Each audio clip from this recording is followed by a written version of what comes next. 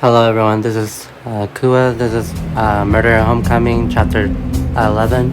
The morning of Mr. Lewis' trial, you and your friends travel to your courthouse in low spirits. You pack yourselves into the courtroom, talking plenty of Beechwood students and a few prominent members of the PDA. The whole town is out for blood. Yeah, and we're the ones who caused the feeding frenzy.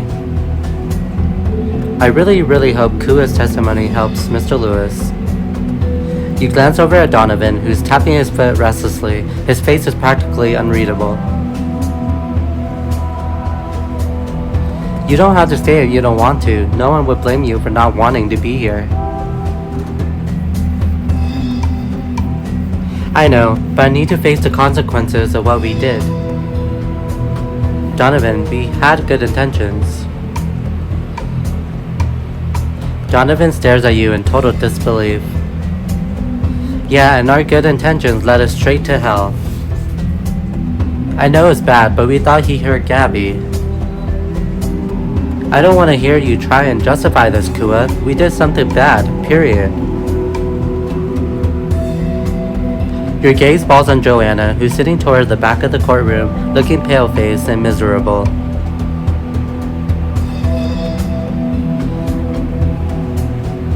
I just hope you get a Hail Mary out of all this.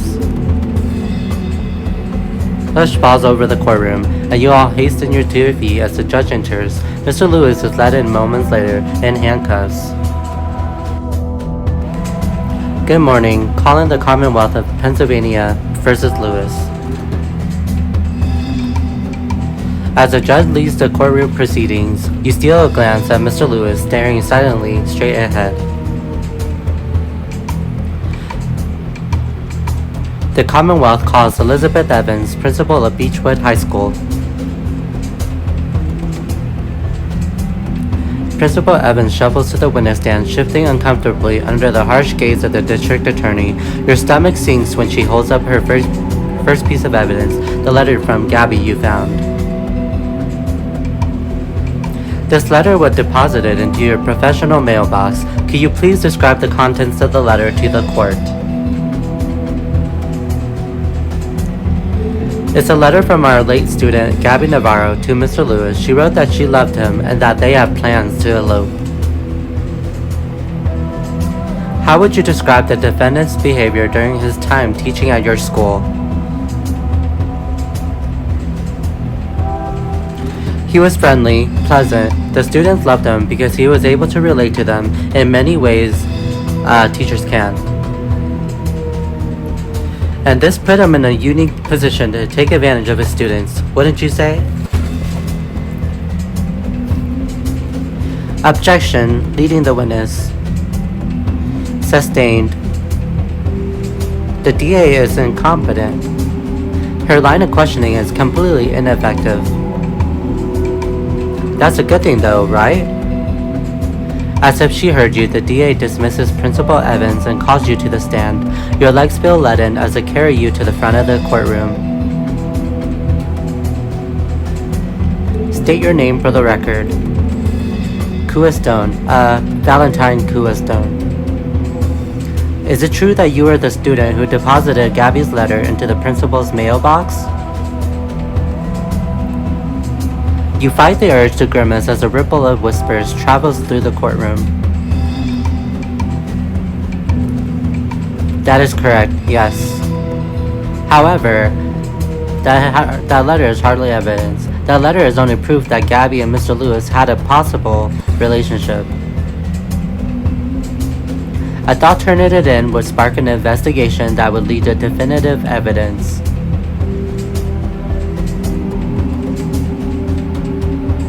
I realize now that I was wrong when I visited Mr. Lewis in the detention center. You, a student, visited your adult teacher in jail? Objection. Your head swims, your thoughts blurring as the DA and defense attorney have a heated argument. You barely hear the judge when he dismisses you. That was a disaster.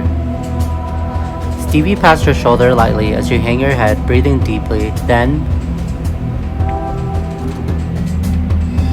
the Commonwealth calls Joanna Morgan to the stand. You sit up so quickly that you feel a sharp pain shoot through your neck. Sure enough, Joanna marches to the witness stand, her head held high. No way. Mr. Lewis follows Joanna with his gaze, his jaw set and his eyes wide. She doesn't so much as glance at him or anyone as she states her name. Now, Miss Morgan, is it true that the defendant asked you to keep quiet about his affair with Gabby Navarro? The courtroom is deadly silent as Joanna considers the question, measuring her response. Actually, no, it was the other way around. Your pulse goes into a frenzy at her words. Mr. Lewis' shoulders tighten, and Joanna's eyes fill with tears. The other way around? Mr. Lewis is innocent. He wasn't having an affair with Gabby. I was. Murder Homecoming, Chapter 11, Run Rabbit Run. The next few days are a whirlwind. Joanna's testimony led to Mr. Lewis being cleared, but a homicide case was officially opened into Gabby's death, and with that, Beechwood's false sense of security shattered. After brunch at Donovan's house, you, Stevie, and Tyler are sitting in the living room with him and his parents. I can't believe Gabby's killer is still out there.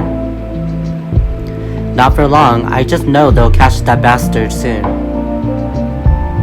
I'm really sorry, Mr. and Mrs. Navarro. You went through the trauma of an arrest and a trial for nothing. Just know I won't let Gabby's case go cold. Neither will we. We can't let that creep walk the streets. Especially when they might hurt another kid. We appreciate all the trouble you kids have gone through, but you're kids. You should be out enjoying life. Too bad Beechwood cops are completely useless. You can't count on them to do even the bare minimum. He clenches his fists tight, and his mom passes a soothing hand over the top of his hair. I'm so sorry, mijo. I know we all wanted this to be the end.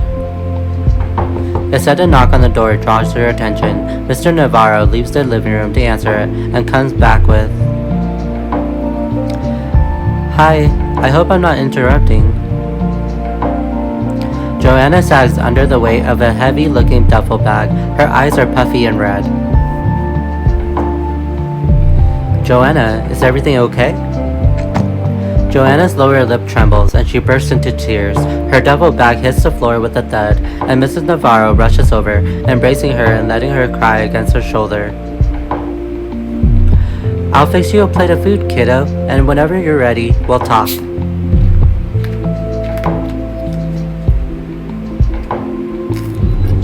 Once you're all settled in the kitchen, Joanna tells you the whole harrowing story. When my parents heard about me and Gabby, they were furious. There was so much screaming and they kicked me out.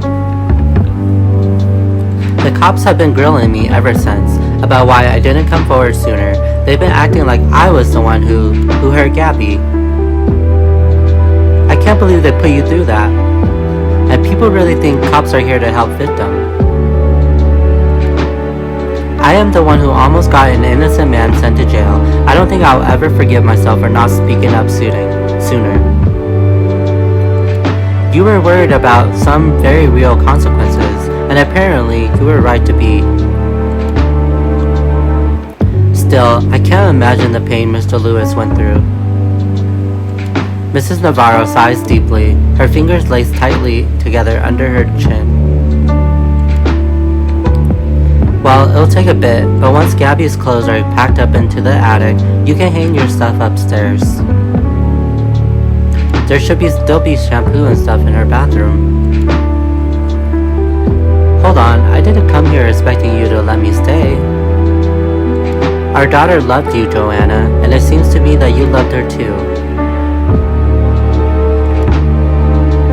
Once again, Joanna's eyes fill with tears. I always will. Mr. and Mrs. Navarro share a smile, and Donovan surprises you by resting a hand on Joanna's shoulder. It's settled then. You're so kind, but don't worry about clearing out her closet. I didn't really manage to grab any clothes before I left. You don't have anything? Okay, we have to remedy this. Sounds like someone needs to go on a shopping spree, and I happily volunteer as tribute. Joanna's expression brightens. I've never actually bought clothes for myself before. It sounds nice. Hit the mall with Joanna and Stevie for a chance to bond with them both. You'll also unlock an exclusive makeover for Joanna that will last for the rest of the book.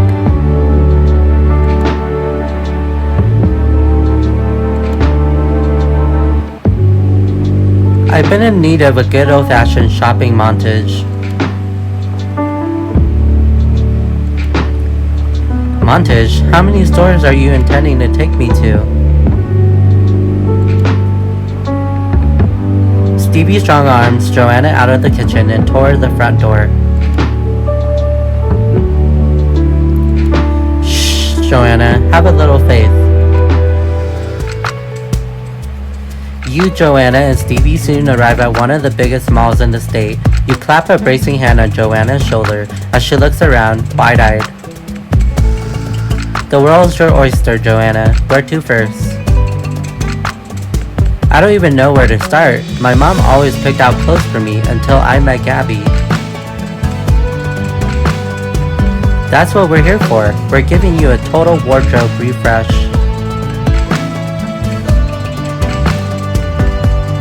Joanna studies Stevie carefully for a moment, like she's looking for any shred of insincerity in Stevie's words. Finally, she smiles. I guess it wouldn't hurt to start with basics. Gym clothes, pajama, and all that. Atta girl, we'll hit vintage marine first then.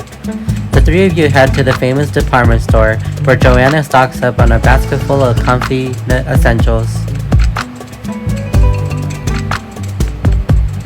As you leave the store, you can't help noticing Joanna has a spring in her step you've never seen before. Wow, Joanna. I think you were born to shop. You think so? I am having a lot of fun. You seriously blew through that store.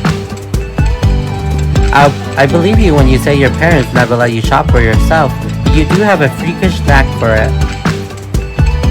You can blame Gabby for that. Whenever she could, she brought me along on her shopping trips.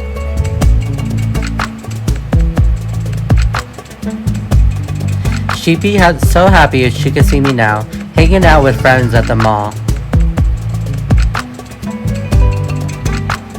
Joanna's smile is tinged with melancholy.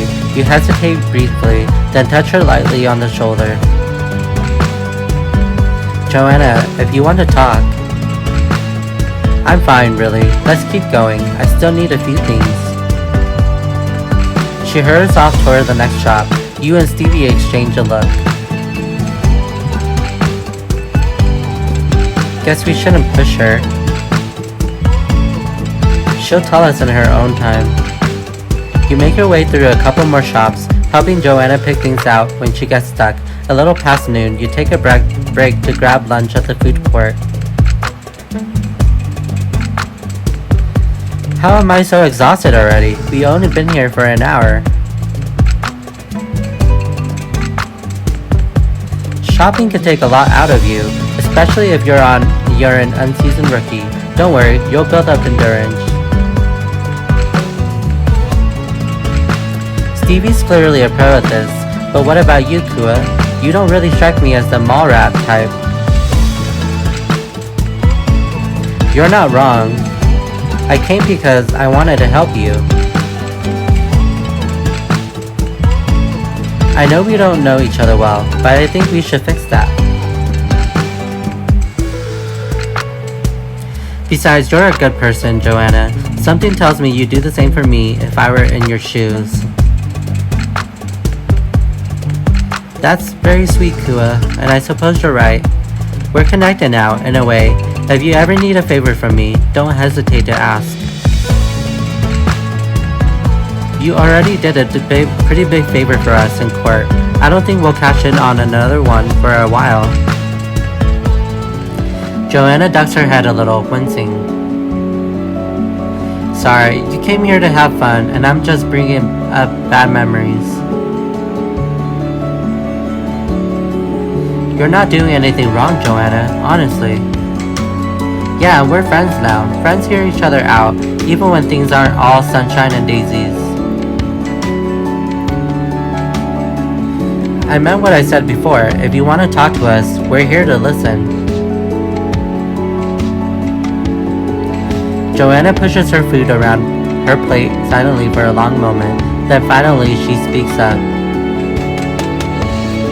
This probably sounds messed up, but in a way, I'm glad my parents kicked me out. It gives me an excuse not to see them ever again.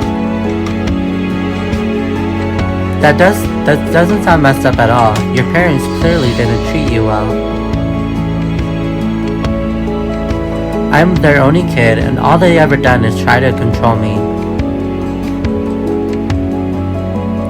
That's why meeting Gabby was such a miracle. She always encouraged me to think for myself. She made me feel special. And even though I'm glad I finally escaped home, it hurts that I didn't get to do it the way I planned, with her. Stevie gently pats Joanna's shoulder, her expression soft. I can't even imagine what you're going through. Me neither, but if it helps, you have new friends to rely on. It's awful that Gabby is gone, but you're not alone, you know? Aside from me and Kua, Tyler and Donovan are good guys. You can rely on them.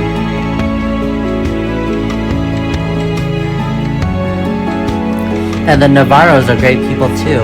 There are a lot of people who have your back. Thank you. I'll do my best to remember that. Good, because if you ever forget, you'll answer to me. I'm so glad I decided to take the stand. I mean, I've never could have imagined this as the outcome. But I'm very grateful to you, not just for taking me shopping, but for helping me realize important stuff. Anytime, seriously. Plus, we haven't even gotten to the best part yet. Follow me. Stevie stands up, shoves the last handful of remaining fries in her mouth, and starts walking off. She pauses expectantly when she realizes you aren't following. Well, Joanna's perfect everyday look isn't gonna find itself.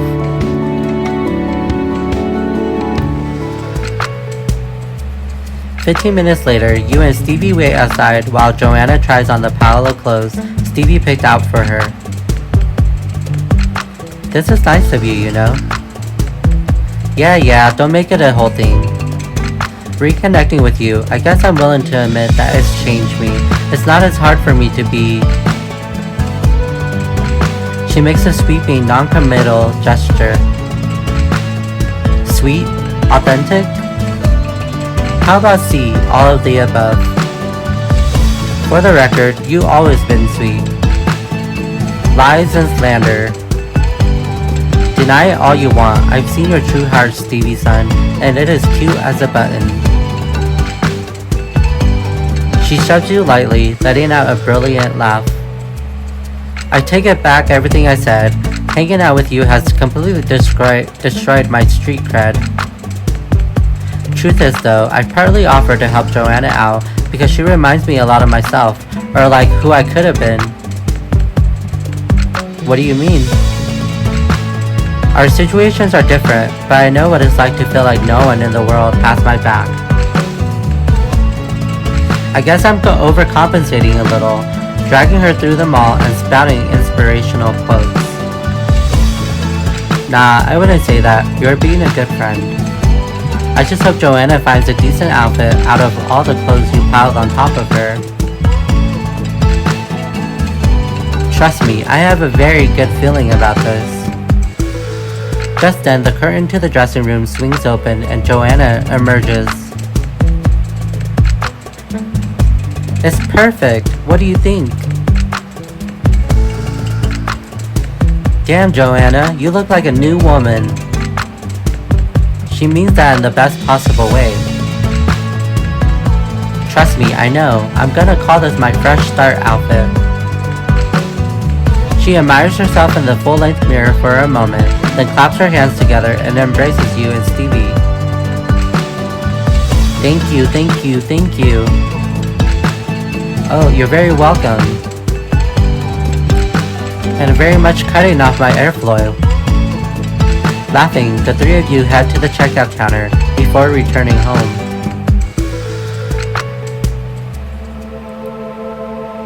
A few days later, you're on your bed after school, paging through some assigned reading when your phone starts blowing up. Damn, the group chat is really busy tonight. You pick up your phone and scroll through the messages you missed.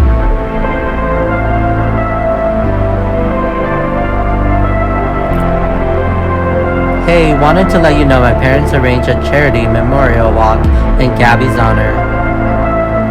We're donating the funds to the organizations that help locate missing BIPOC women. I think that's a great cause. Victims of color get virtually no press or help from law enforcement. The Beachwood police are living proof of that. Sometimes I think if Gabs were a white girl. Sorry, I guess that's not helpful thinking. Not like I haven't thought the same thing myself. The walk is this weekend at noon. A bunch of people have already signed up. Might be an opportunity to gather intel and find new suspects. You really have been spending too much time with us, lol. Yeah, man, you sound like Kua, LMAO. You say that like that's a bad thing. OMG, I didn't mean it like that. I know, lol, just giving you a hard time. And to be honest, you're not wrong. I never thought Donovan would be so detective-y. Yeah, well, your sister getting murdered kinda changes you as a person. I know I was the last one to warm up to the idea of investigating, but I'm game to keep going if the rest of you are. I mean, of course I'm still game.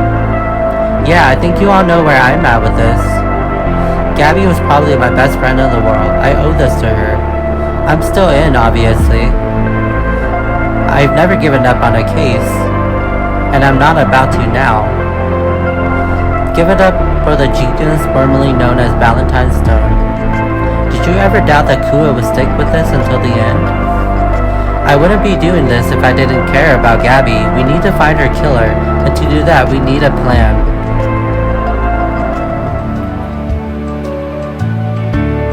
The day of the Gabby Navarro Memorial Walk. There's a knock on your door as you're getting ready to go. A moment later, Joanna pokes her head in, trailed by a certain nosy Samoyed. Hey Joanna, I thought we were meeting at the Navarros today.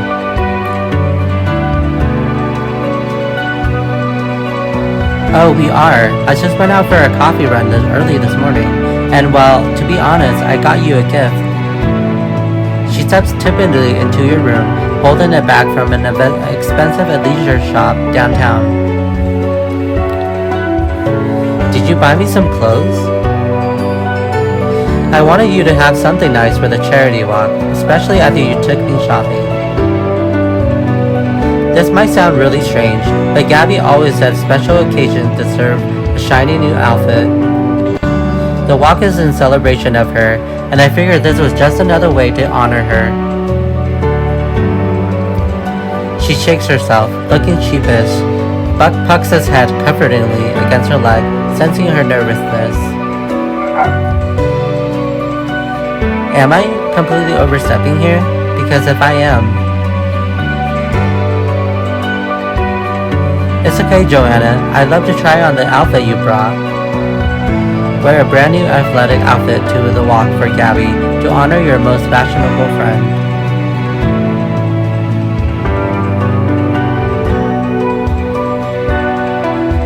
Once you're all changed, you open your door to let Joanna back in. She beams when she sees you.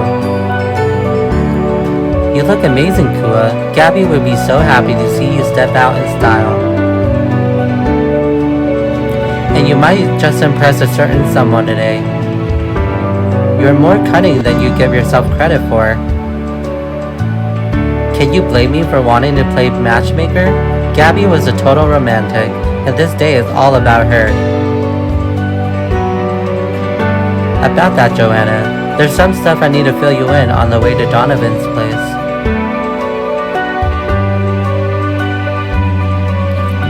En route to the Navarro's house with Joanna and Puck, you tell her your plan to gather intel.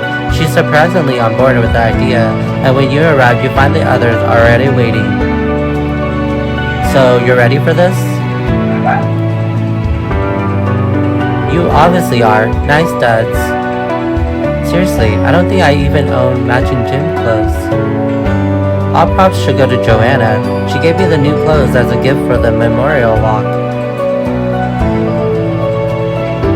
I just thought given how fashion forward Gabby was, this would be a good way to honor her. She'd have loved that. I just hope we get something concrete out of today's mission. Can we go over the plan again? Kua and I are gonna walk. I already signed us up and everything. While we're going, we're gonna keep our ears peeled for anything sus. Stevie, Joanna, and I will chill at the finish line and pretend we're there to cheer Tyler and Kua on. But the whole time we'll be doing a little eavesdropping of our own. It's all coming back to me. I promise to keep my ears peeled as best as I can. It's kind of a long shot, but if we're lucky, we might learn something damning from today's event. Just try to keep yourself safe. Solving Gabby's murder is obviously our priority, but I want you to promise me you'll passively observe today. That means no confronting anyone who says something that sets off alarm bells. You shoot Tyler and Stevie a look. I'll be on my best behavior. Ugh, I hate not being able to tell people off. The smart thing to do is just make note of who's being suspicious. Do you really think Gabby's killer will show up to the charity walk? Killers tend to flock to these kind of events. It's their way of immortalizing the murder, or worse, reliving it. But that's exactly what will give us the chance to find the answers we need.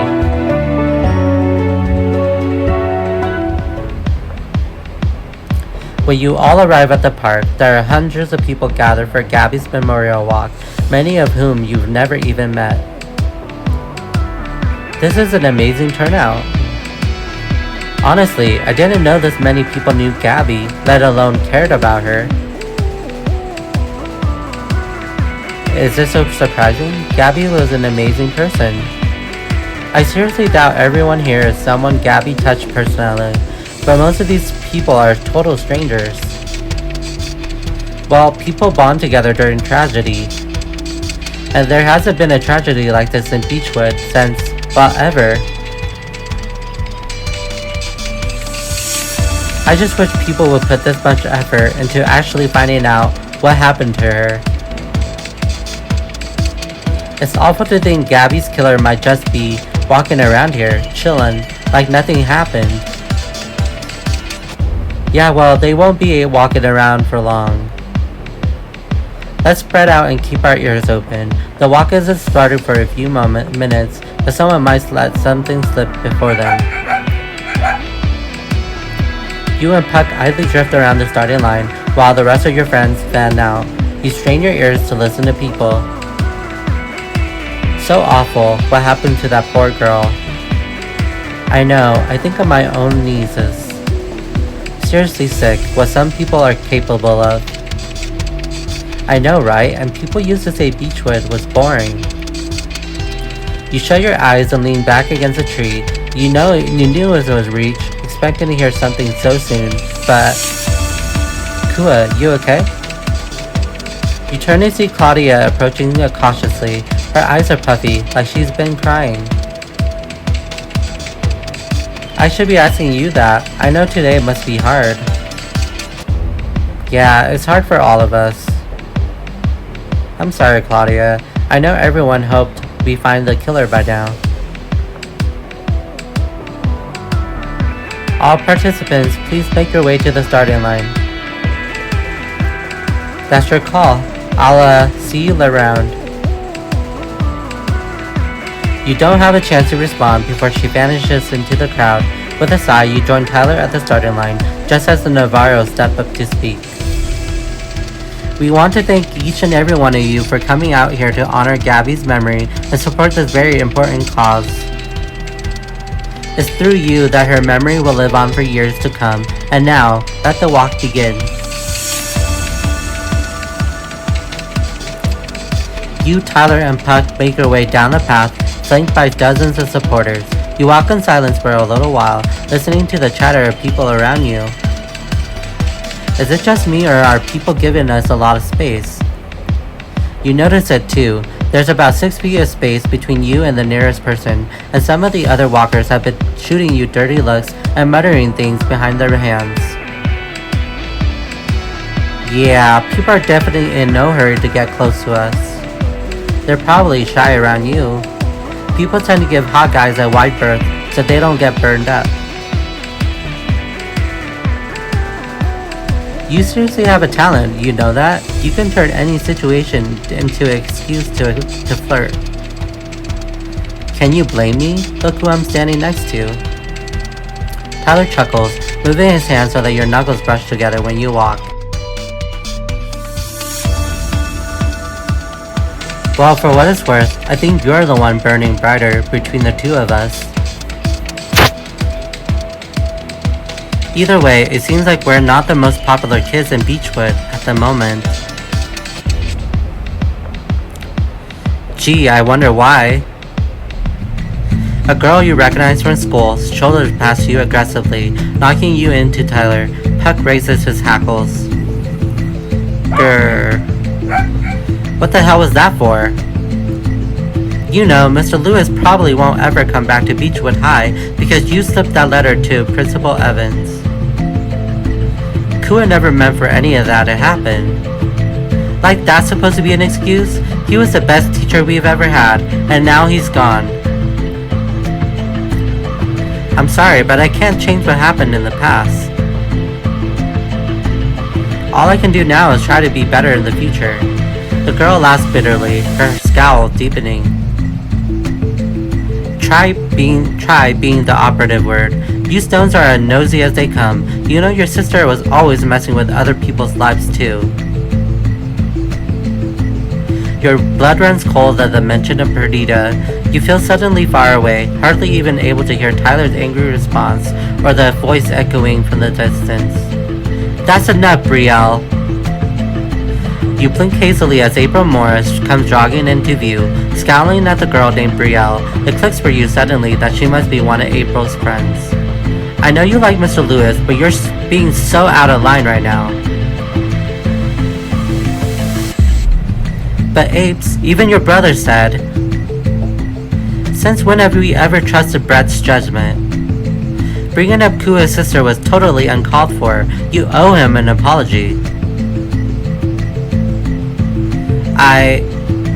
I don't need this. She storms off down the trail. April shoots you an apologetic look before hurrying after her friend. When she's gone, Tyler puts a hand on your shoulder. Kua, are you okay? I'm honestly used to that kind of thing. It's pretty common knowledge that I've got a lot of enemies in Beechwood. It's not pleasant, but being confronted by dissatisfied customers is kind of part of my job. I know you're tough as nails, Kua, but people shouldn't have to deal with this kind of thing.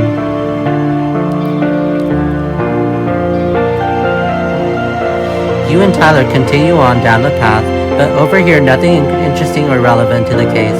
You're just about to call it quits when you hear an angry hush voice coming from behind a tree. Can't you just admit that you stole a syringe from my mini fridge? I know it didn't sprout legs and walk away. I came here because Mom made me pick you up, not so I could get lectured by a dumb kid.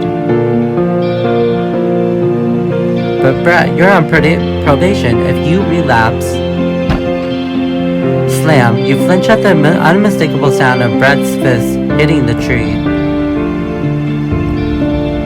Meet me at the car in 5 minutes or I'm leaving your ass behind.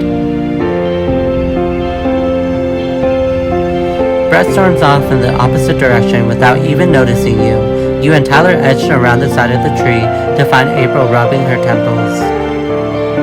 Hey April, is everything okay at home?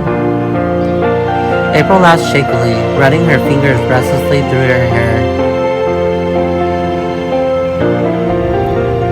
Honestly, it hasn't been okay since before Brett and Claudia broke up.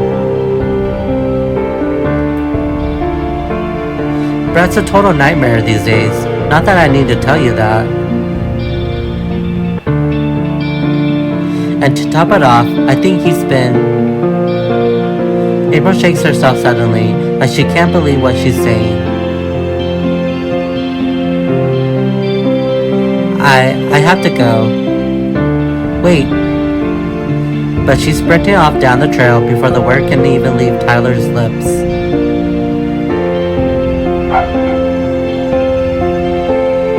Well, that was interesting. Seems Brett ruins everything he touches. Stunned, you turn toward the gazebo, where a crowd of waiting people is cheering the participants on. You shoulder your way past, met halfway by Stevie, Donovan, and Joanna. We didn't hear anything useful on our end. What about you two? Just got a lot of people talking about the trial, and Brett being Brett. Hang on, you're not gonna believe this, but I just got an email from Mr. Lewis. He wants to meet with all of us tomorrow at noon. Do you think this could be about Gabby? I don't know, but it's the best lead we've got. After the memorial walk, you drop Pup at your house and take Stevie the rest of the way home. Outside of her house, you linger on the front porch. I was just thinking, if the drug that killed Gabby was an injectable and April's missing syringes out of nowhere, maybe we were wrong to roll Brett out. Maybe not. I just wish we had something solid to work with. The longer it takes to find Gabby's killer, the harder it's gonna be. Not to mention the creep is still out there. Stevie takes a deep, steadying breath, then looks at you nervously. I'm kind of doing a thing tonight, a self-defense class type thing. Honestly, with Gabby's killer still on the loose, I haven't exactly felt safe lately, so I figured it wouldn't hurt to learn a couple things. Stevie, that's great. I'm glad to hear you say that, because I was kinda hoping you'd come along for moral support more than anything. Though I'm sure even the notorious Kua Stone could use a few pointers.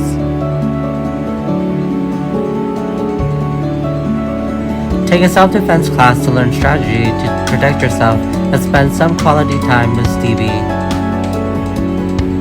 Let's do it. Hell yeah, let's go. That evening, you and Stevie make your way across town to the self-defense class.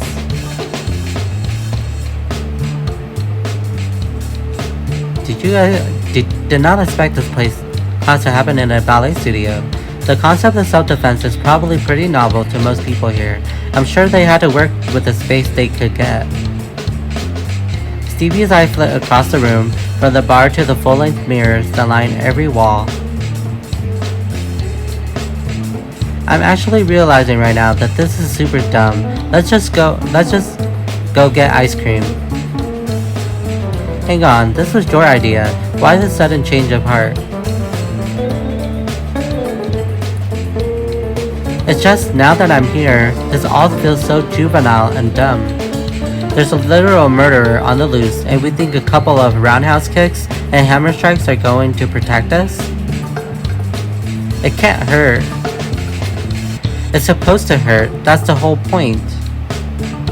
Stevie, you're gonna regret leaving. I know this all seems kinda silly you do right now.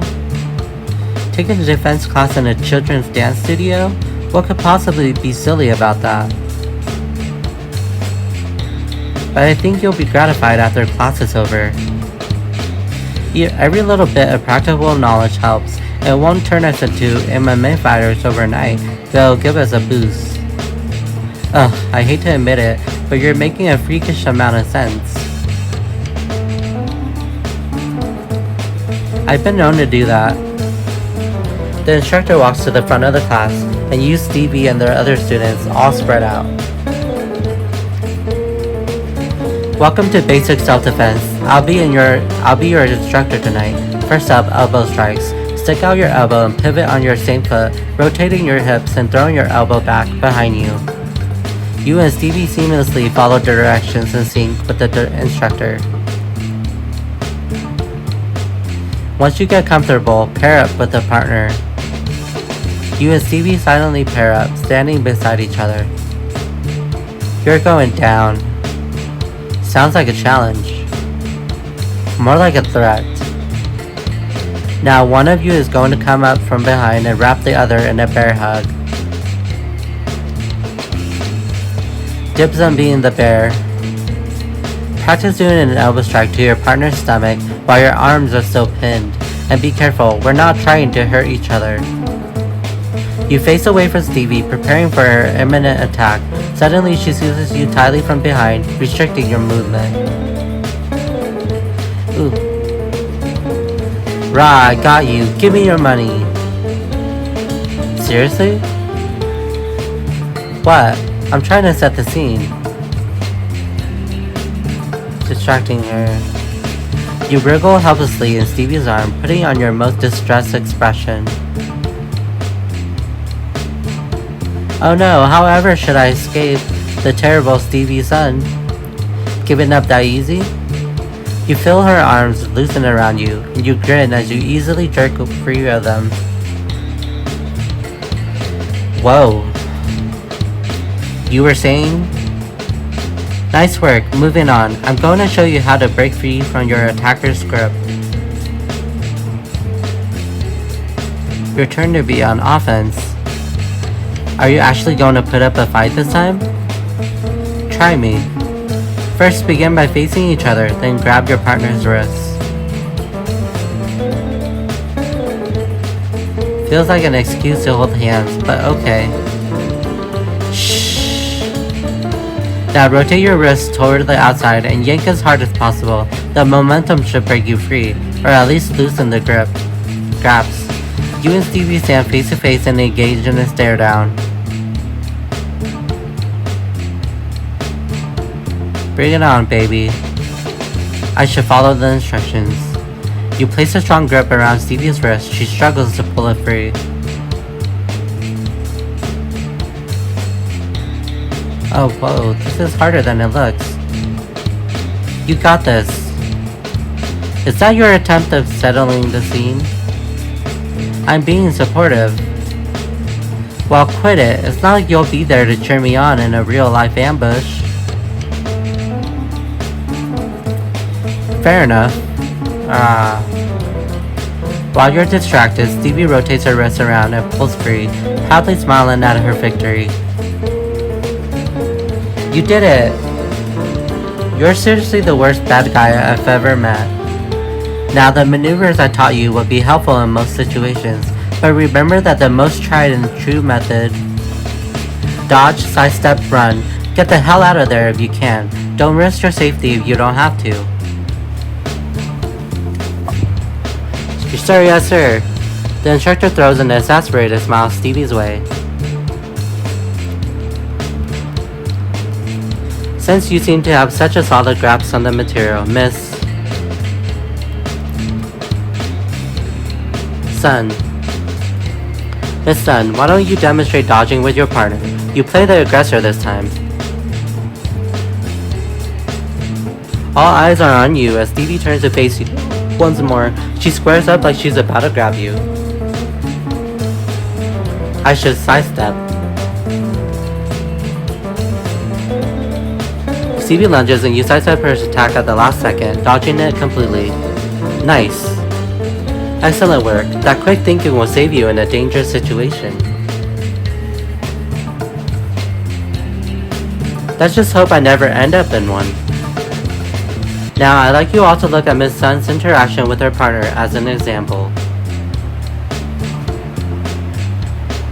The class goes surprisingly quickly after that, with the instructor teaching you a few more moves, and by the time it wraps, you feel confident you learned some new skills. You and Stevie walk to her car together, enjoying the crisp night air on your sweat-dampened skin. She offers you a sip of water and you gratefully take it. I don't think I've ever been this sweaty. At least you weren't wearing a flannel. I told you to change. Do I look like I own activewear? You roll your eyes, laughing along with Stevie. After a moment of quiet, she hums contemplatively. All in all, I have to say, that wasn't the most terrible thing in the world. At least now I feel prepared. As long as I'm around, no cold-blooded killer is gonna get the better of you. She stops short. Even the hazy streetlight, you can see a blush rise to her face. I mean, the better of me. Stevie, did you take this class so you can learn how to protect me? No. Fine, yes I did. Can you blame me? You do so much risky stuff, sometimes it feels like I could lose you at any second. Stevie, that's sweet. Thanks for having my back. I worked alone for a long time because I thought I had to. I still don't love the idea of putting anyone else in danger. But it's made a huge difference, letting people help every now and then. I can't imagine how lonely it used to be for you. Knowing you're safe and knowing I'm helping you makes all the difference to me. You pause just shy of the parking lot and watch the starlight dance across Stevie's face, glittering in her dark eyes. I'm with you, Ace. I've said it once and I'll say it a million more times. You know you don't have to. I want to. Whatever it takes to remind you I'm here for you. In that case, bring it in. You embrace Stevie and with an eye roll, she squeezes you tightly back.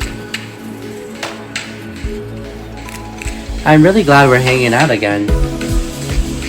Me too. Not to get all sentimental or whatever, cause ew, but I missed you. Stevie slings his arm around your shoulder, marching you toward the parking lot and her car. Well, whatever happens in the future, we'll always have this experience to laugh about when we're old and wrinkly. Honestly, that sounds like a dream. The next day, you and your friends go to visit Mr. Lewis at his apartment. You gather in the hallway outside, bracing yourselves. You ready for this? Some of us more than others, it seems. Tyler brought a fruit topiary. Tyler defensively clutches the bouquet of strawberries, pineapple, and kiwi he brought with him. It's an edible arrangement. My mom says it's a good way to let someone know you're sorry. I think it's nice that Tyler wants to apologize. Let's just hope Lewis is willing to accept it. The five of you stare down Mr. Lewis' door for a long silent moment, then squaring your shoulders, you knock. A moment later, the door swings open to reveal Mr. Lewis on the other side. He surprises you by smiling broadly. Hello everyone, come on in. As you take a seat on the couch with your friends, you can't help feeling a sense of bewilderment as Mr. Lewis drifts around his apartment like nothing's wrong. Tyler places the fruit on the coffee table. We brought you this. How thoughtful. Mr. Lewis, we're so sorry. I know, I'm sure you've been beating yourself up relentlessly, but there's really no need. I don't regret what I did to help Gabby, or you, Joanna, but the truth is, it made me look incredibly guilty. Maybe so, but it wasn't enough to get you arrested and charged for. If I'd just spoken up sooner. Lewis smiles warmly, then shakes his head. Look, I didn't invite you here to invoke an apology. I forgive you kids for doing what you only thought was right. I invited you here because when I was being interrogated, one of the cops let slip that the drug Gabby overdosed on was benzonite. I don't think I've heard of that one. It's an experimental prescription drug known to induce mild euphoria. They thought I gave it to her so she could get high. Where would you even get an experimental drug like that? I suppose you either need a valid prescription or more likely know someone illegally dealing it.